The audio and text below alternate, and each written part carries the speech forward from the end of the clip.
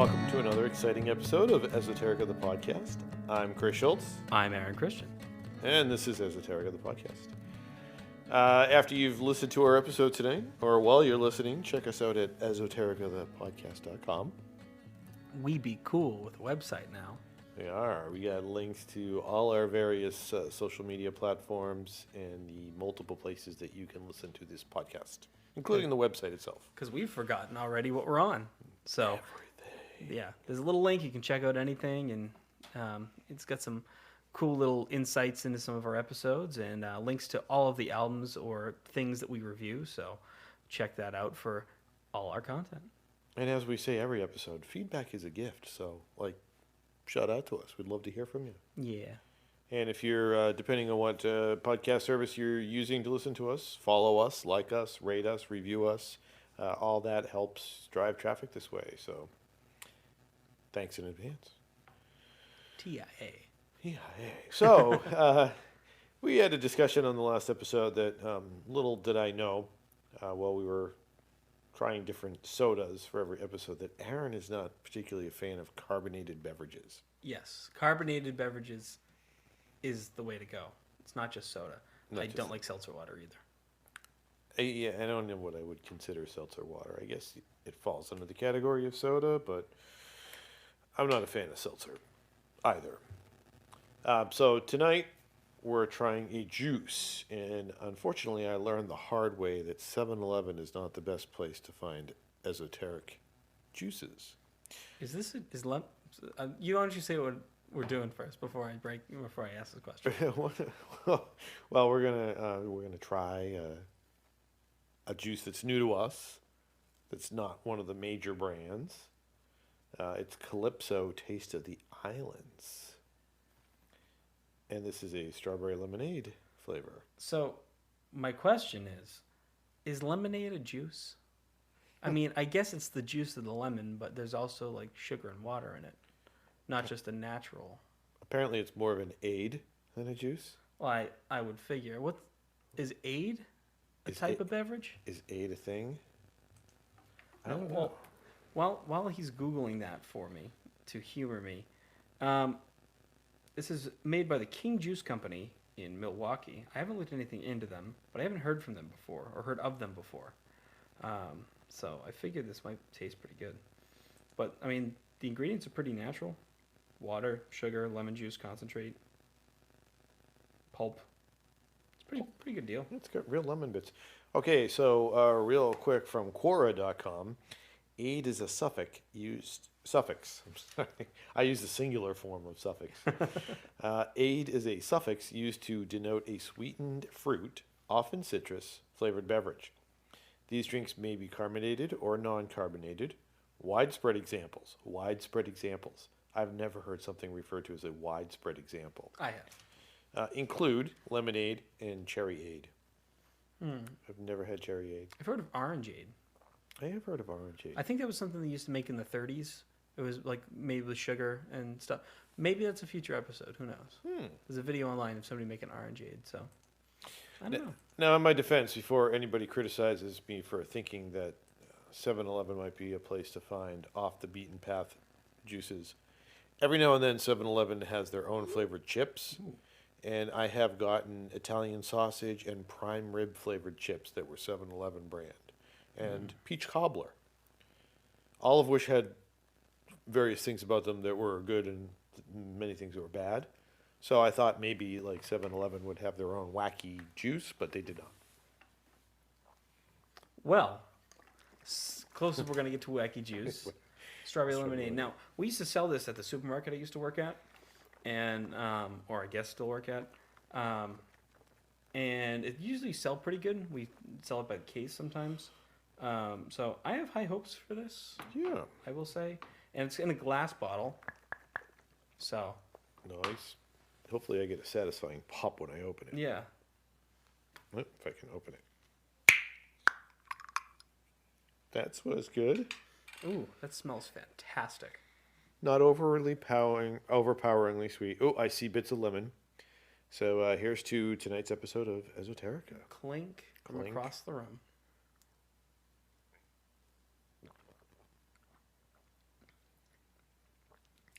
That's really nice. I like that. I was afraid that lemonade might be a little too bitter since we do a lot of talking on this. But I think I'm going to be okay with that. Yeah, it's not overly sugary, which I usually like a fairly sugary lemonade. No, but that's actually really nice. And the strawberry's not like overpowering it to the point where you don't get the lemon or anything. Yeah, because I definitely get the lemon hint. The real lemon bits are not off-putting. I was going to say it has a fruity bouquet, but it's fruit juice. So Yeah. But so it should have a fruity bouquet. okay, not bad. Not bad. Okay, before we go any further, I want to take a minute to talk about the awesome folks at Anchor. If you haven't heard about Anchor, it's the easiest way. In fact, it's the way that we make a podcast. Let me explain. It's free. There are creation tools that allow you to record and edit your podcast right from your phone or computer. Anchor will distribute your podcast for you, so it can be heard on Spotify, Apple Podcasts, and many more. And you can make money from your podcast. Best part, no minimum listenership. Ooh. It's everything you need to make a podcast in one place. It's so cool. We found the service. We started using it. We're making podcasts. Yeah, making podcasts, making money, having a good time. So listen, you want to get you out there. You want to be heard. Download the free Anchor app or go to anchor.fm to get started. Thank you. The thing that we've all feared, that many people talk about, and has been the subject of man's fascination for millennia, apparently is upon us. The end times. End of the fucking world. End of the fucking world. In the form of COVID-19, or at least the hysteria, warranted or not warranted, around COVID-19. So we talked before about how everyone... what did we talk before about? How, yeah, all right, coronavirus, whatever. Now... shit just got real, guys. I to put it bluntly, right? And I'll be honest with you, I'm more nervous about things than I ever have been because of how people are reacting to something that I don't understand why is becoming so much of a problem if we could just contain it in the first place. Yeah, I think the main problem from what I'm gathering is that we have failed at containment and we're at the mitigation stage, which apparently we're not fully prepared for. I know with the last episode when we were talking about it, we were a little flip. Yeah. I had a doctor's appointment on Tuesday, and my rheumatologist, like, legit said to me, "This will kill you." I would be scared. I hadn't been scared up until that point, and I'm like... Yeah. Well, you've been the biggest voice of reason for me to not be nervous the entire time. And now, now you're like, hey, shit just got real. Yeah. So it seems, and I'm going to preface this by saying that neither one of us is an epidemiologist. No. Or a virologist. No.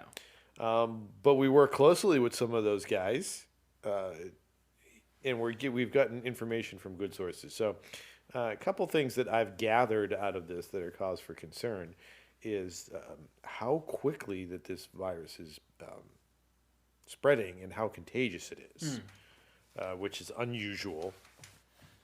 It's I think what's hurting its publicity is the fact that it's referred to as novel. Novel means new, but it sounds like it means silly. Like, oh, it's just a novel virus. Right. No big deal. It's a big deal. And I can say that, people, you got to stop comparing it to the flu because that's apples and oranges. They're two different things. Symptoms might be similar, but they're not the same. Yeah, and I saw, like I think I had said today, that extrapolate is the word of the day.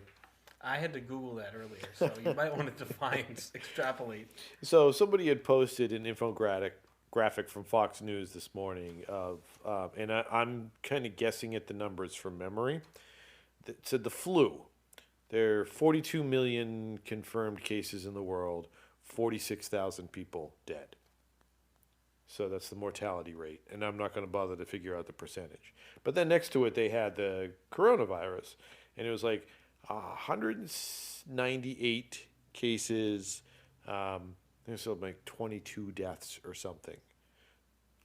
But you look at the difference between 46 million and 198. So if you extrapolate out those numbers, if you take that 198 and get it up to 46 million, if you're keeping that ratio, it's a shitload of people dying. Yeah.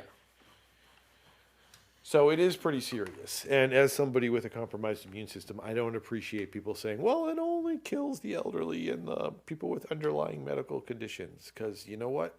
I don't want to die.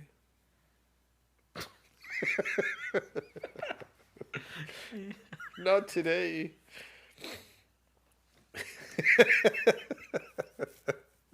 Apparently, Aaron takes great glee. It's just the way you said it. It's the way it came out. I don't want to die. Oh. So So we try not to be alarmist on this show, but we're not joking anymore. yeah, you know? and it's crazy things like toilet paper has disappeared. Yeah. Like, are people literally shitting themselves? Like, why are we stockpiling toilet paper? I don't. You take a shower if you're Yeah, that right. concerned. And as I've said, and I've said from the get-go, and I will continue to say, I am less afraid of the virus as I am to people. Yeah. Like the hysteria around it. See, so someone at work was criticizing the media, and a lot of people are criticizing the media. And I agree that the media is alarmist and hypes this up. However, if all this media hype keeps people home and gets them washing their hands, then it helps contain the virus, which at the end of the day is what we're trying to do. Right. Because sometimes, as John Doe said in the movie Seven, you have to hit people over the head with a sledgehammer to get their attention. So I don't know. I don't have an answer. All I know is that, as we were saying today, you kind of always envision this scenario that's the end of civilization, and whether it's some it's some disastrous event occurs that destroys us, or like Rome just declining into ruin. I don't know what I picture, but I don't picture a scenario like this, which is what it would actually probably be like, where Yeah. just all of a sudden things would start going sideways and then just continue to spiral. So let's not spiral, Let's please not spiral. because we're only into our 6th episode and we've got ideas for like at least 20 or 30. Well, we're in our 7th episode. We're in our 7th. So, and we've put some money into this and we're excited about it. So we want to do this for a while. So Yeah. world, please don't end just yet. Yeah, not yet. Maybe in like a while. Yeah. Let's do something cool Yeah. before the world ends. Do our first vlog, if you will. So, I don't know. Those are my thoughts on the end of the world as we know it. So we've decided to do this new way of picking how we do the albums that we're going to review now. And we've decided to go back and forth a little bit. So like last week, Mr. Christopher picked one, and now it's my turn. So I said last week we were going to talk about a band, Bay Faction. Bay Faction is a band local to, originally from Massachusetts. Now they're in New York, but they've toured all over the country and even into Canada most recently. The album that we're going to review is called Bay Faction. It's a self-titled debut album. And just recently, they pulled any of the songs that were on that album from all the stores online. So it's only available on YouTube. That's the only place you can find it. They used to sell it on like the label they were on's website, Counterintuitive Records, and it's all pulled off now. It's not there. So now the only places you can find it are just bootlegged on YouTube. That's pretty much it. I think Counterintuitive Records put up the full-length thing on YouTube as well. Okay. So that's where it is at the moment. So Bay Faction, we're on Genius.com just to kind of help analyze the lyrics a little bit better. And I really like their bio in here because it's a faction of musicians who play music by a bay. The Massachusetts Bay, that is. Okay. So that's kind of, from what I understand, where the name came from. There's just a trio from Boston. I believe they all went to Berklee. And they're kind of emo, some R&B in there, a little bit of jazz. A lot more of the R&B stuff, I think, is in their newer sound. I think one of the reasons they pulled all these songs off of the stores is because they are trying to change their sound. So they have a poppier kind of sound, which is, fine, totally. Okay. I'm more of a fan of their older stuff, but that's not to say that any of the new stuff is bad. So, yeah, this album is Bay Faction. Cool. Well, I've never heard of them, so I'm curious to hear. So this album's relatively short. It's only got 8 tracks on it. So why don't we just head right into it? All The first track on this album is called Bloody Nose. I could never get comfortable. That's why my home always felt like a hotel. It's chemical. What's inside my skull and what's really here? The only thing I'm good at is letting go. That's why I couldn't love you and I couldn't let you know. Like, oh. Interesting. I'm starting to feel bad that I don't want to say I was dismissive of, but never really paid any attention to. I think is a better way of saying that whole emo scene. Just going by what people say, emo, whiny kid stuff. Like, Yeah. what the hell? Obviously, they're singing about a thing going on with them in their Right. head. I'm just basing off of the first verse there. But what's wrong with that? No, there's nothing wrong with that. And I think it's nice to look at for once. Like, a lot of songs are love songs, but a lot of people focus just on like a very particular way of looking at love instead of like how it affects them, and it can have just a rippling, earth-shattering effect on certain people. And that's what I like about these songs is like it focuses on like the complete negative of all of it. And now that you mentioned that, like, I'm looking at the lyrics on Genius here. So I think typically in a love song, you're singing from, one person's point of view, talking about the other person. And this seems to all be like, what's wrong with the narrator? Yeah. He's not talking about the girl or why he loves her or why he doesn't love her. He's talking about a chemical imbalance in his head. Right. And he, like that same verse, like I could never get comfortable. That's why my home always felt like a hotel. It's like you don't feel comfortable where you are. Everywhere you are just feels like somewhere you shouldn't be. Like I said, they're from Berklee. There's a lot of thought that goes into like their instrumentation. I think is like impeccable. They're singing your mom's garage band. No, Did your mom have a garage band?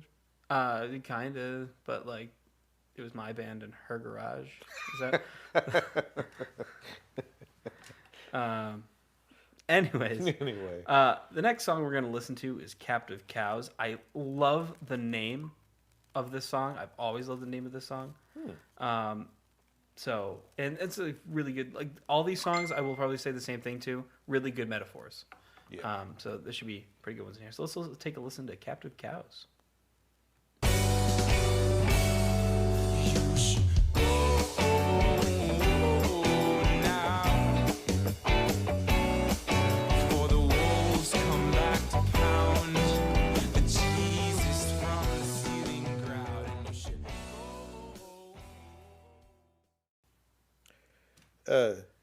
They have a fascination with blood. Do they? Well, I mean, judging Judging two by that, songs- yeah. 2 songs. I really, really like the line, fell apart like old coffee grounds. Yeah, I like that too. That's a good metaphor. Yeah, and I never thought of that as a metaphor until I started like drinking coffee and thinking about it more. And like I just kind of just wrote it off, if you know what I mean. So Yeah. started to drink coffee, and when you like actually see coffee grounds falling apart, you can totally picture it a lot more. I don't know how that. Whatever.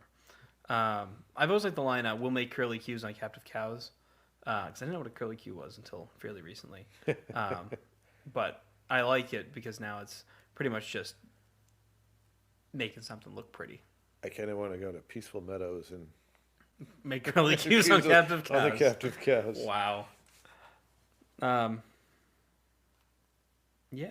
Good. See, 2 songs in, I'm liking what I'm hearing. Yeah. The chorus I've always wanted to understand more. So if anybody is able to break this down, because I can read the lyrics and I'm trying to understand what's going on in them. When I smell blood, you should go now before the wolf comes back to pound the Jesus from the ceiling grout. You should go now before the mayor accepts his crown and runs into the ground. I'm not sure what's going on there, and I've been trying to wrap my head around it. I've been having a hard time with it. Yeah, that's a little. I'm sure there's something going on there. Yeah, I'm sure there's a deeper meaning that I would absolutely love to understand. What's interesting is when you talk about metaphors or allusions, there are in literature there's allusions that you can make that a general audience will understand because it's alluding to something that's either pop culture or classical literature, something people would know. Jim Morrison of the Doors, in his poetry, he did a lot of stuff that was like personal allusions. So it's imagery that only he would understand. Right. So maybe that's what's going on here. Yeah. I don't know, and I'll have to sit with it a little bit. So the next song is called Cutter. It's pretty straightforward as kind of what it's about, alluding to the whole emo thing. So it's pretty straightforward. So I'll let you take a little sneak peek of it here, and we'll... What's the word I want to use? Break it apart. We'll Break it down. We'll break it apart like little coffee grounds. Cutter. Knife through your arm, but things couldn't get better. Tear your skin wide open, newspaper in the rain, and I burned your house down when you were getting into bed. I'm okay now. So, I want to make mention, because we're 3 songs in, and it becomes prevalent throughout the album. It actually showed up in the first song. We didn't mention it then. Jasper. This Jasper dude. Did you notice Jasper? I did notice that Jasper was mentioned twice. Yeah. Yes. So Jasper is actually the first word in the song. Throughout this album, you hear about Jasper. Jasper is the best friend of Bay Faction lead singer James McDermott. So he shows up a lot. Particularly in this song, Cutter, what it's about. So when we start to break it down a little bit, like old coffee grounds, start to understand. So Jasper told James, the lead singer, that his ex-girlfriend was a cutter, even before they started dating. Cutter being a more informal way of someone who self-harms. And just reading it verbatim from here. But so usually, like cutting the wrists, right? That's a pretty common way. People think they can relieve pain that way, or they do. I don't understand it, so I'm not going to try and understand it, but I respect that that's the thing that happens to people. So this whole song is kind of breaking down how this person tries to cope with their problems through cutting. I'm really, again, there's a great line here. Tear your skin wide open, newspaper in the rain. Like that image resonates with me. The imagery and the metaphors are so great because you can picture exactly what that's like. And even the annotation on here, and he's shocked how easily she can cut through her arms like skin were paper soaked in water. And that bass, though. The bassist, Chris Roman, is it Chris Roman? I think that's his name. I believe it is. I'm going to double check because I don't want to be all weird now that I said the wrong name. Yeah, Chris Roman is a fantastic bassist. And like the few times I've seen Bay Faction actually live, which have all happened to be free shows. I saw them in the basement of a skate shop one time, and in the basement of Harvard's radio station. It was a free show, and there was only like 20 of us there. Oh, wow. It was really cool.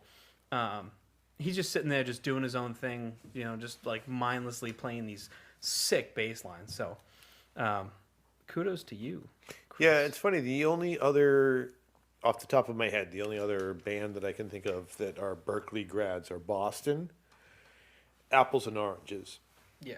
But I always thought it was funny that Boston on their album Boston, like the songs are all technically proficient. They're like at the top of their game, but they all sound sort of similar. Yeah. They bleed together. But so this is not that. Like you can hear these guys know what they're doing. This is math music, but it each song is its own thing so far. I will say that each one of these songs always has a driving bass line. It's a technically proficient bass line. There's nothing wrong with that. It's always driving. Mm-hmm. Like you can tell that that's if anything's similar about it, that's what's similar about it, and there's nothing wrong with that. So our next song is Coyote. Coyote. I don't have a lot to say about it to begin with, but it's got a nice groove, just like the other ones do. So, Coyote. I'm stuck between a coyote and a cement wall. You got me fucked up.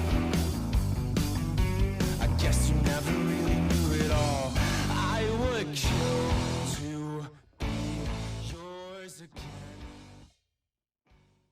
So, stuck between a coyote and a cement wall. Interesting line. I'm trying to decide if that's a reference to Looney Tunes. You know, the Roadrunner, the coyote. I never thought of that. I am willing to say that it is for the sake of it. Meep, meep.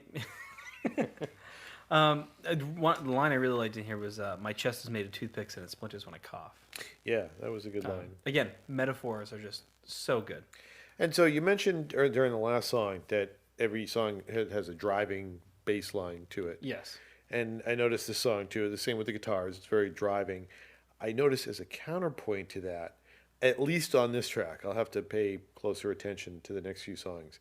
The singer, the lead singer, isn't really impassioned in his voice. It's almost like a sort of a flat affect to his voice. Yeah. So it's almost like the instruments are what's driving the passion part of the song. Well, he's just, I'm not saying he's not a engaging singer, but Yeah. he's not like screaming or overly emoting. Right. And I will say you see more of him doing that throughout the album. But I would agree that on softer songs, you can hear a lot more of his passion because it's not being accented by what's going on around him. Yep. I think a lot of that has to do with, too, is when you're playing live, I mean, imagine how loud that is. Like, you just screaming, there's no need for it if everything else is building up behind it.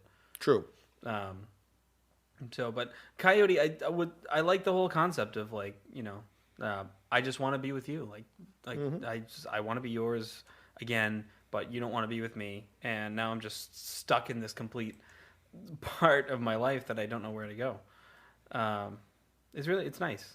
It's a nice way of, well, it's not nice. It's an awful feeling, but it's nice the way that they actually, They put it well. yeah, they put it well.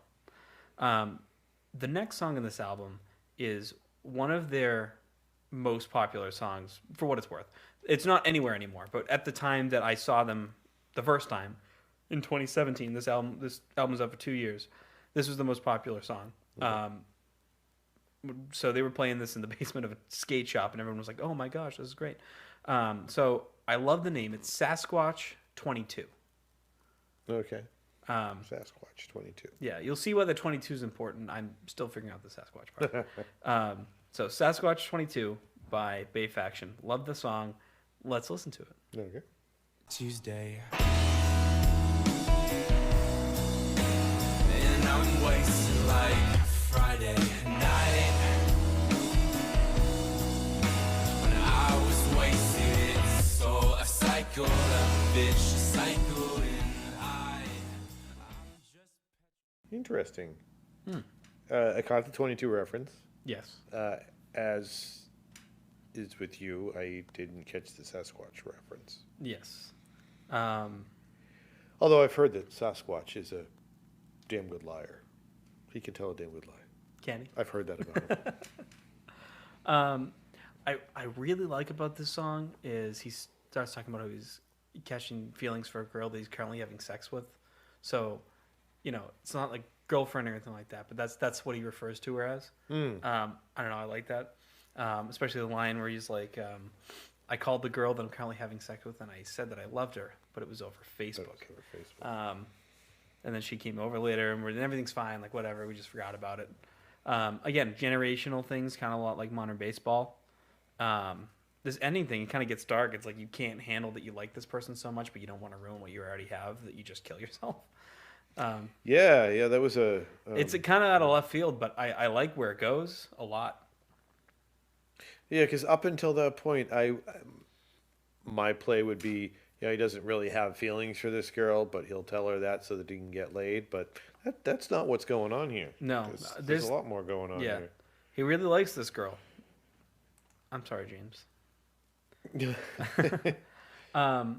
So this next song is called Beach Book, and again, the whole bass line thing, that's going to be really prevalent, I know, in the song.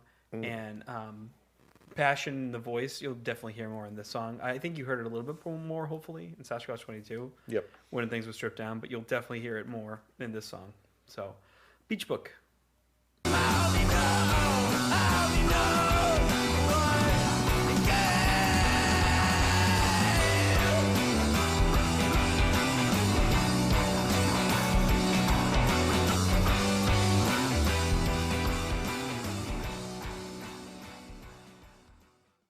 lot of passion in that song. Yeah, I really like the build up towards the end, and the bass line was really cool when it goes out because it plays a lot of like wrong notes, like brown. I'll call them brown notes because The infamous brown note. yes. So reading the annotations here again, these help me understand the song a little bit more. Because while I like their metaphors a lot, sometimes it makes it harder for me to understand. Where like modern baseball is a lot more straightforward. But there's like certain parts of it I can relate to, and that's what I like the music. But I want to understand more behind it. Yep. So this line, if you want to play, well, I'm down to play, but it's by my rules, and dare I say, I only know one game. And some of the annotation here, I'm going to try to paraphrase as best as possible. Basically, they're talking about getting back together with an ex, probably in like an affair type of situation. Like they want to get back together, but he wants it to be by his boundaries, by his rules. Okay. You know, probably because he's only knows it one way. I only know one game, exactly what I just said. He only knows it one way, so he probably feels that he's unable to establish a healthy emotional relationship with somebody. So it's like, yeah, no, we can do this, but like I can't promise you it's going to be good. I only know how to do this one way. It's not going to be different. It's going to be the old thing again. Yeah. Interesting. On a side note, circling back to the brown note, was it Mythbusters that disproved the brown note? Did they disprove it? Do you remember? Do you know what a brown note is? I do know what a brown note is. I don't know. I remember that there was an episode, and Yeah. they tried to get it to happen. Oh, we will link it in our website, whatever it is. There we go. Now that we have I do know one time I was at a concert, and I don't know what note they hit. I didn't shit my pants, but I felt like my bowels went to water. I could feel the music vibrating in it, and I was like, "That's like a beige note." It was pretty darn close to brown. a beige note. So, nothing to do with this other than the mention of brown notes, but it was on my mind. Beige notes. So the next song we're going to listen to is called Casting Couch. Oops, my computer's being all weird on me here. So Casting Couch. Now, for those of you that are like normal, you don't know what a casting couch is. But for the people on Urban Dictionary, casting couch relates to like a porn thing, I think. Oh yeah, here we go. Casting couch is the practice of trading sexual favors for entry or advancement in a career. So. Yeah, it's become a porn cliche, but it references back to the objectification of women in Hollywood and the struggle they had for legitimacy. Yes. And it still goes on to this day, apparently. I'm talking to you, Louis C.K., you masturbator, you. So let's listen to Casting Couch, and again, metaphors, bass lines, all that good stuff. I love the way your jeans tapered, becoming one with your shoes.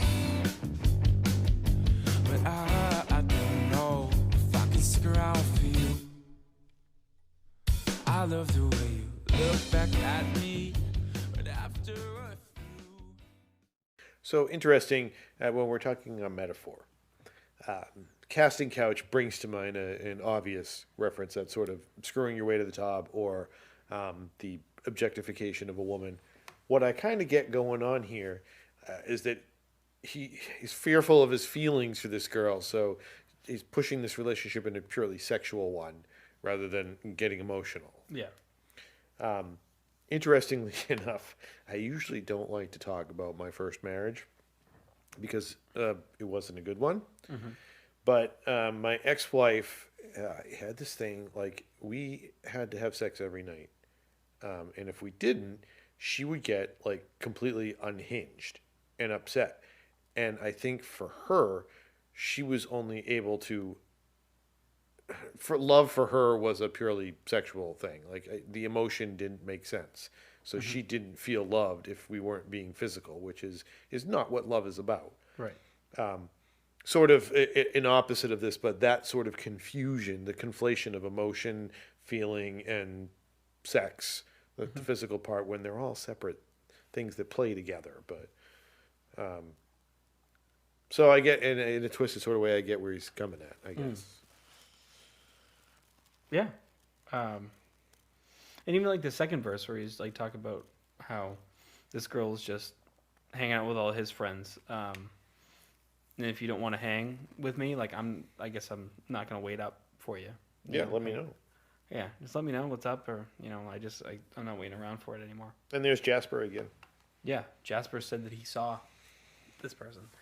I love the annotation's the same. Yeah, shows up a lot in this album. That's it. That's it's a good observation. Yeah. So we're down to our last song, which I'm glad we mentioned the Jasper thing last because it's called Jasper Wildlife Association. So if you didn't get your daily dose of Jasper, well, now you have. Now we get a story about Jasper. I want to meet this Jasper. I wonder if Jasper's real name is Jasper. Interesting question. I kind of feel like if your name's Jasper, then you got to roll with it. Yeah. That's a pretty... It's a pretty unique name. It's a pretty good name. I like Jasper. I like Jasper, yeah. Yeah. So why don't we take a listen to Jasper Wildlife Association? I guess I never really knew how cold this house could get without the alcohol and people helping me forget. I'm so guilty, man. I stayed in bed like that whole week. Jasper Wildlife never really let me sleep.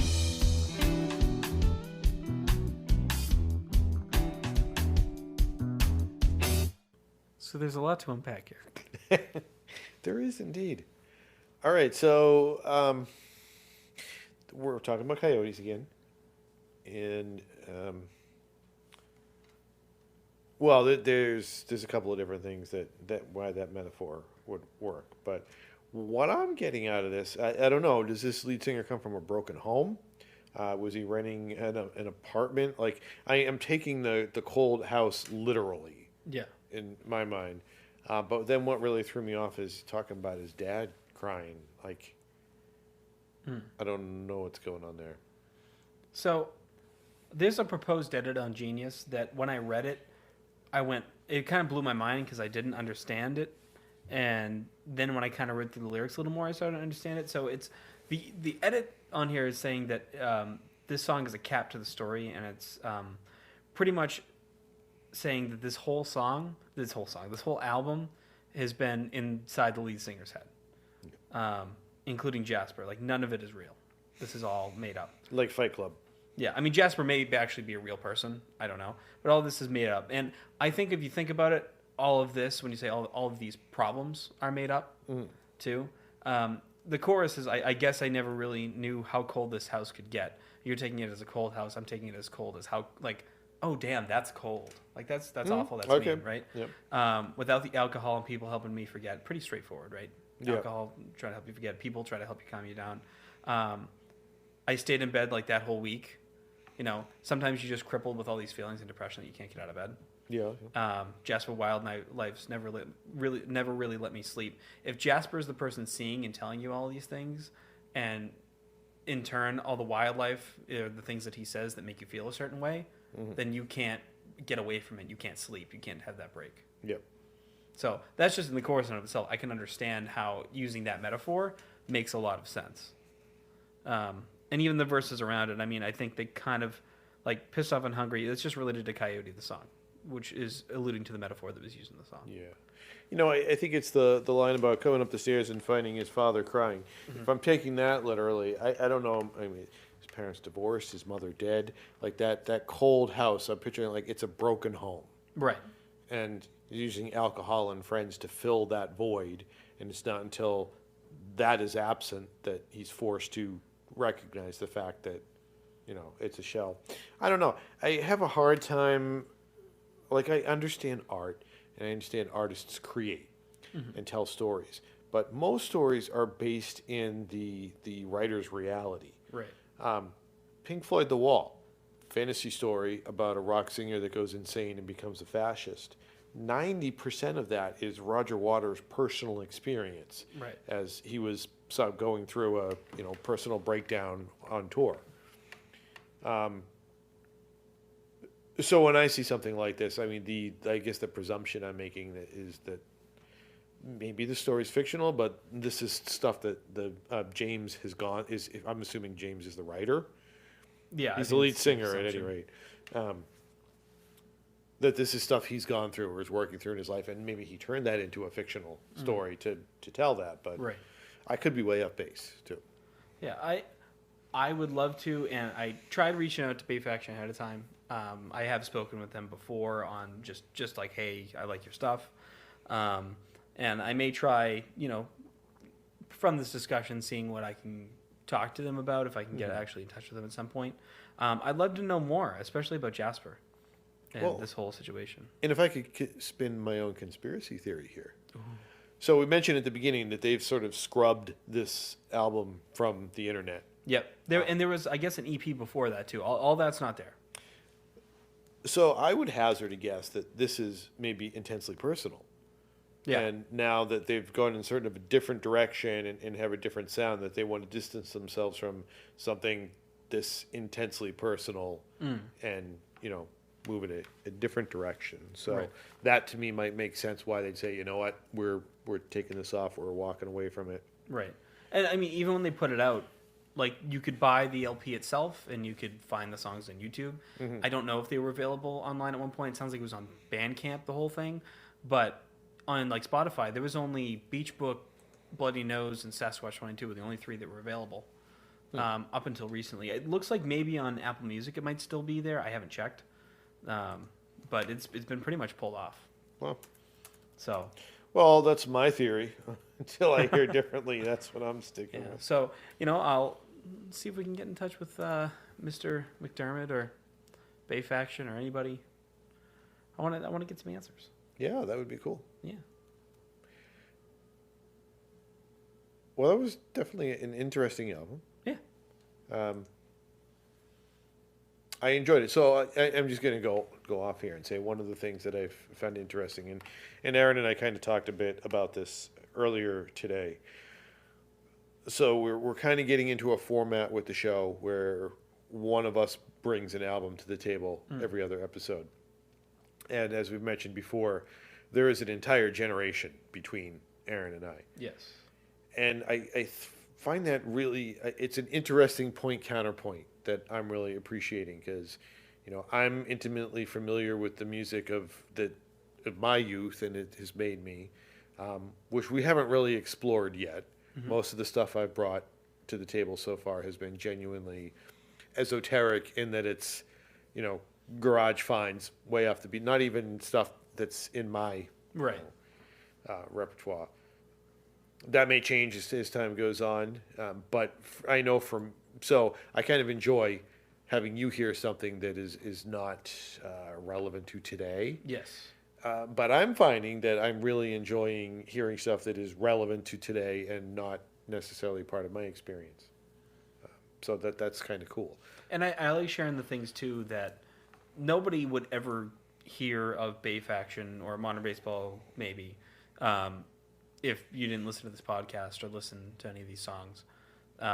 And which is what I want to share with you too, is that there are people, especially in a local scene that I've been a part of, that have a lot of really good feelings and points and are trying new things that like deserve a chance to be heard in more places than just, in a random venue in Providence, Yeah. Or the basement of a skate the shop. basement of a skate shop in Norwell, which was a great show, may I say. I think Ginger Sunburn was the other band that was there. What a great name, right? It's a good name. Yeah, it was a good show. It was a free show. So that's Bay Faction by Bay Faction. So we've come to that point in the podcast. Where we have to wrap things up. Oh, I was trying to think of the Mickey Mouse Club song that they sing at the end of each show. Hot dog. Something now the time to say goodbye to all your We're not thinking of the same. M-I-C. See K-E-Y. you real soon. M-I-Y. K-Y-M-O-U-S-E. Mickey Mouse. Mickey Mouse. Oh, my Lord. That's terrible. Yeah. Sorry, everybody. I apologize. See, there's two of us here. There's Aaron and there's me. And Aaron is the singer. And I am not.